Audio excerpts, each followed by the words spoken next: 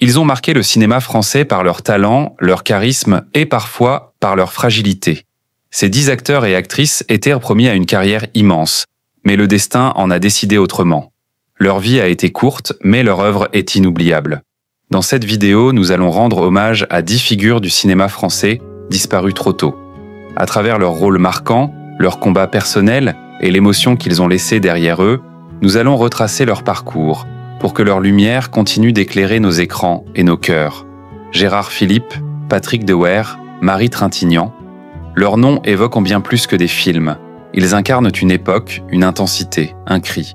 Préparez-vous à un voyage à travers l'histoire d'âmes brillantes et fauchées en plein vol. Gérard Philipe.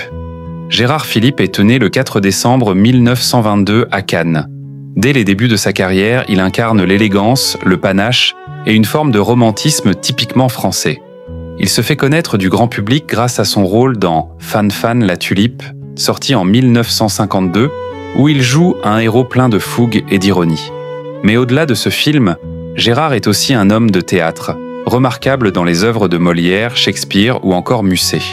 Il devient en peu de temps une icône culturelle. Pourtant, sa vie personnelle est marquée par une lourde ombre. Son père, collaborateur du régime nazi, jette une suspicion constante sur sa notoriété. Malgré cela, Gérard reste fidèle à son art. En novembre 1959, il meurt d'un cancer du foie, quelques jours seulement avant son 37e anniversaire. Une disparition brutale qui bouleverse toute une génération de spectateurs. Patrick Dewaere. Patrick Dewaere voit le jour le 26 janvier 1947 à Saint-Brieuc.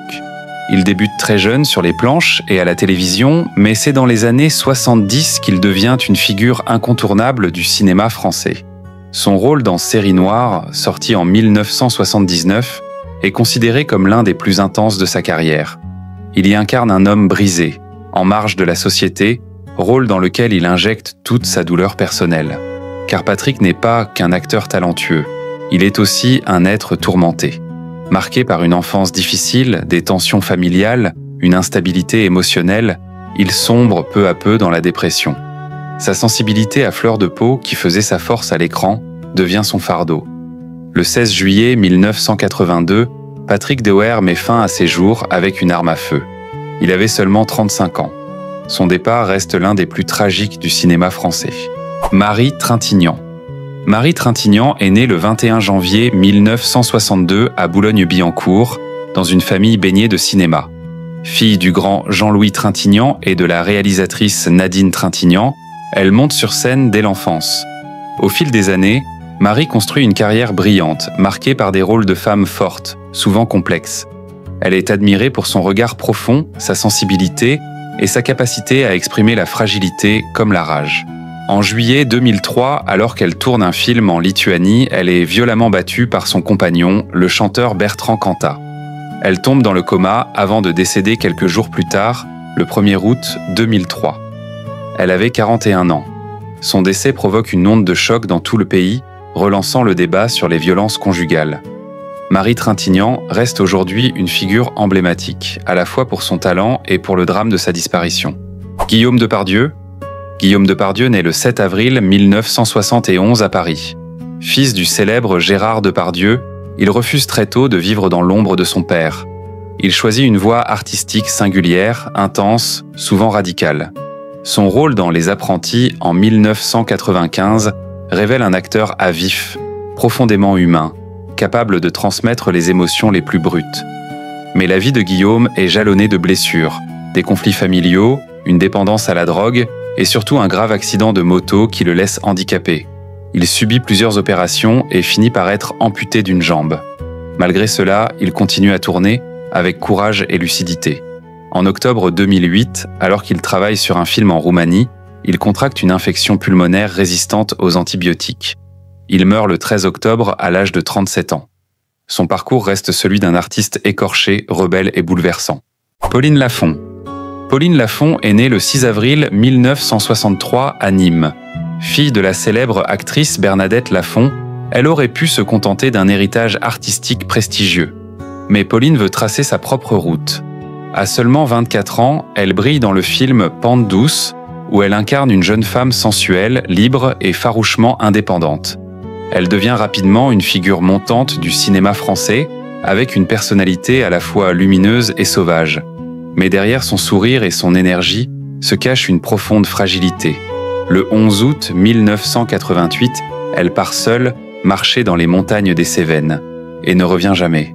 Son corps est retrouvé 3 mois plus tard, au pied d'une falaise. La justice conclut à un accident.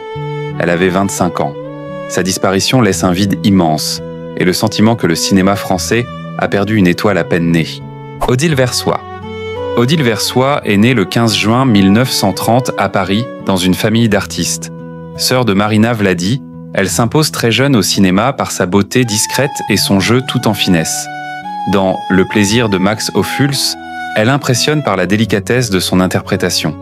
Sa carrière est brillante, mais sa vie personnelle est mouvementée. Elle élève seule ses enfants, connaît des échecs amoureux et doit sans cesse lutter pour continuer à travailler dans un milieu impitoyable pour les femmes. À la fin des années 70, un cancer lui est diagnostiqué. Malgré la maladie, elle continue de jouer avec dignité et courage. Elle meurt le 23 juin 1980 à l'âge de 50 ans. Odile Versoix reste dans les mémoires comme une actrice sensible, élégante et profondément humaine. Caroline Cellier. Caroline Cellier naît le 7 août 1945 à Montpellier. Actrice de talent, elle marque le public par son charisme subtil et la profondeur de son jeu. Dans L'année des Méduses, elle livre une performance saisissante, incarnant une femme à la fois forte et vulnérable. Caroline partage sa vie avec l'acteur Jean Poiret jusqu'à la mort de ce dernier en 1992. Ce décès marque un tournant dans sa vie. Elle devient plus discrète, se fait plus rare à l'écran.